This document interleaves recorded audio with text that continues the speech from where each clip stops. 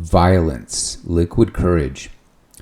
So on my computer, I've got tabs over the years that I've saved on there. And, like the rest of you out there, there's plenty of songs that I've got on my computer that I never got around to learning. Fortunately, this is one that I did get around to learning. And I've got to give props to a guy that went by the moniker I Hate Radio, I think it was. And he did a tab that was like on metal tabs, and I think they got converted over into Songster, and that the tab doesn't exist online anymore, at least from what I can find. And I give him props because he gave me a head start on this song, and kind of helped get me in the right registers and things of that nature to kind of be working on the riffs. And I looked up his name, at least that moniker, I Hate Radio, I think it was, and he did a lot of tabs. So, kudos to that guy for, and this was like in 2003. And so great on him. He did a lot of work, helped the rest of us out. So jumping into this tab, let's talk about the song for a second. The song itself, as I just said that, I just had another thought of something I wanted to talk about, the tone. But before I talk about the tone, I'll talk about playing the song and the playthrough.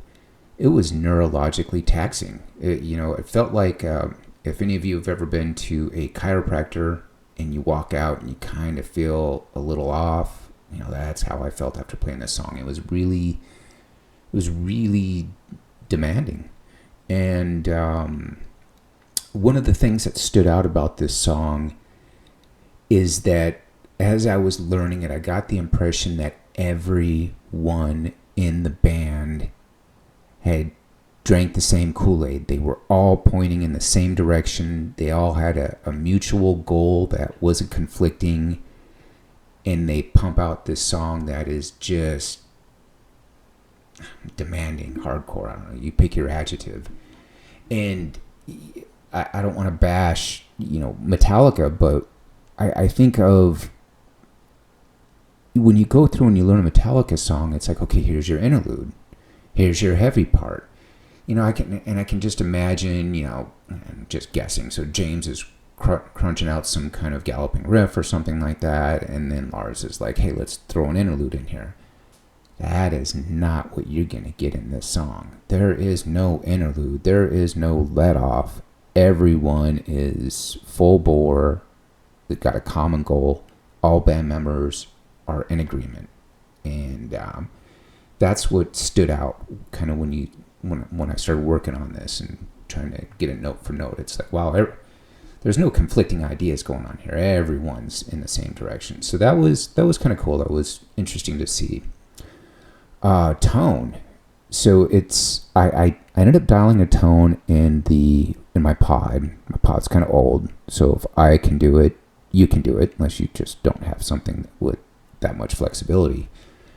And what stood out is there was like a tone. That was the muted E.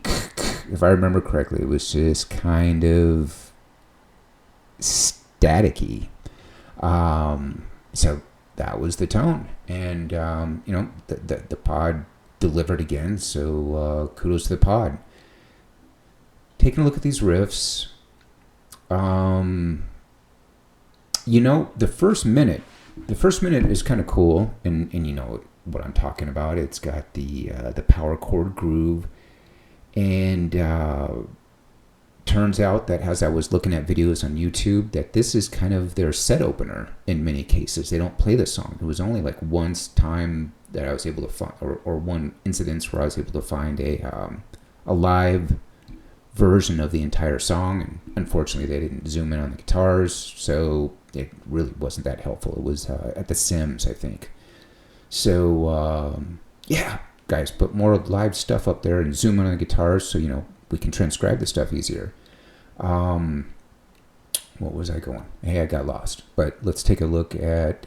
so these riffs, slower riffs, the only challenge with the first minute is just remembering the changes. It's a little nuanced. And, honestly, this song has some challenges, but one of the big challenges is just all the changes. It's going fast. There's a lot of changes, and remembering them, and then executing them when they come up in different combinations and stuff. It's like that. That's a challenge to know is coming your way if you're going to work on this song. So right now I'm looking at the transcription, and let's see. Let's go to a minute 26. And also, if my narrative isn't matching up with what's on the screen, feel free to go through and take screenshots, and then you'll be easier to go through and hear what the narrative is and discussion of the riff. Let's see, a minute 26 to a minute 35. There's it's a triplet on an A string power chord on the first and third fret, and you don't believe that it'll make that sound. It's kind of like, because you'll be tinkering with it, and it'll be like, no, it sounds like crap. Well, it does sound like crap, and it takes a while to get the speed and clarity of playing. So if you're doing it and it don't sound right, keep at it, and then eventually you'll click, and you'll be like, oh, it does sound right.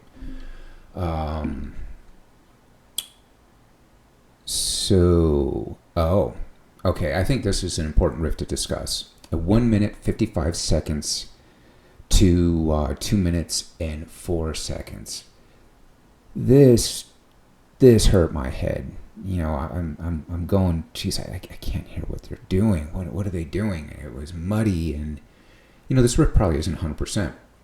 But I ended up, after enough listens to it, enough days, to kind of, let's say, identify the punctuations of things that they were doing, and then to kind of create a transcription that had similar punctuations.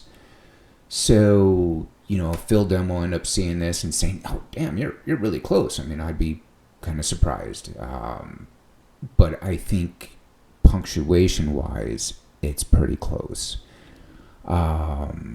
So while you're playing this song, if you could be a much faster learner than me, which isn't uncommon, this was, one of the last batches of riffs. There was a batch of riffs that I struggled with on this song, and this was towards that last batch. And the more you play it, the feel, the picking speed and stuff will come to you. And something unique happened to me on this one, where often I'm trying to just match the guitars note for note, stroke for stroke. I'm just focused on the guitars. But on this one, I was like, wait a minute, what's the drums doing? And it really, the emphasis of, maybe his rolls or where his snares are, or maybe it's a tom he's hitting or something of that nature. The emphasis of what the drummer is doing makes these high speed, I won't call it muddy, but crazy, convoluted kind of riffs at 1 minute 55 seconds to 2 minute 4 seconds. If you're listening to the drums, it can kind of pull you in place. Now, I say that, and now I'm going to give a disclaimer. I mean, I wasn't 100% of my playthrough, but I was mentally spent. This song was demanding, and I think it kind of makes me wonder, what are these guys like when they get off stage? You play a set worth of songs like this. I mean, does it wipe you out, or is it just second nature to them and doesn't hurt them that bad?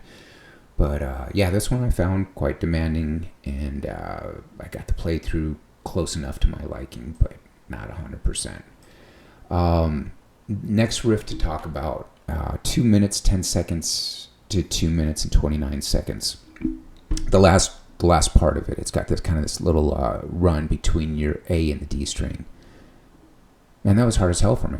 And half the reason I kept the playthrough that I did is because I got pretty close to nailing it. I can't say I nailed it, but I got close enough, and I'm like, good enough. I'm going to call it a day. What do I want to say to help you on this one? I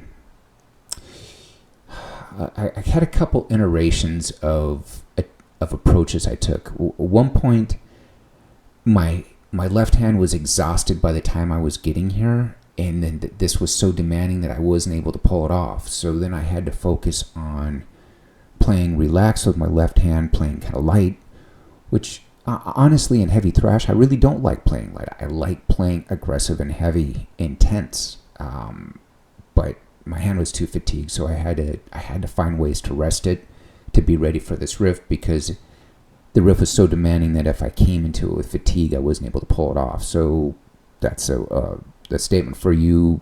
Try to find a rest in there before you get to it. Try to relax your hand before you get to it. And there was also a pattern of like, it almost felt like sweep picking up in the beginning of this thing. And so it started to help me if I viewed this run as having two parts, almost kind of like a sweep pick going into it, which was roughly 45% of it, and then the back half of the run. And the back half of the run, like if you just started on it without the lead in, it wasn't that bad. But when you put them both together and pulling it off, it was a challenge. So, it wasn't, for me, it was kind of had the sweet feel and then the individual picking patterns in between those two strings. So, yeah, maybe it'll be easy for you and you won't need to take that approach, but that's what I ended up doing. So now I'm scrolling through, seeing if there's anything else. And a lot of the riffs repeat, which, that's great because they're not easy. So you can learn it and then you can get the enjoyment of being able to play it later on in the song and getting some progress. There is a riff, pre-solo riff at 3 minutes, 32 seconds, 3 minutes and 36 seconds. The third fret pull off, that wasn't as easy as it should have been, because it's really not a complicated finger pattern, but I think it's a flow pattern, and it's a flow challenge. It's often that guitarists will play to their flow, and this is a flow to them. Whoever wrote this song wrote it to their flow, and I had to learn their flow, so that was the challenge of it. But it's a cool riff. It's almost like you can base a whole song around this, actually. So, Phil, if you're looking at it, rehash this one. You can probably make a song out of it. Whether or not Kerry King would be into it, who knows? But you've got enough side projects as it is. So scrolling through,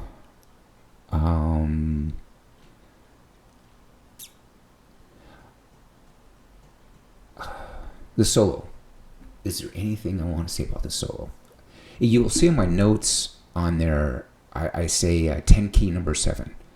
So if you're playing to the MP3s or uploaded to YouTube, and you want to get straight right before the solo and kind of be able to practice it quickly, just hit your 7 key on the 10 key, and it'll take you right before it and allow you to repeat it.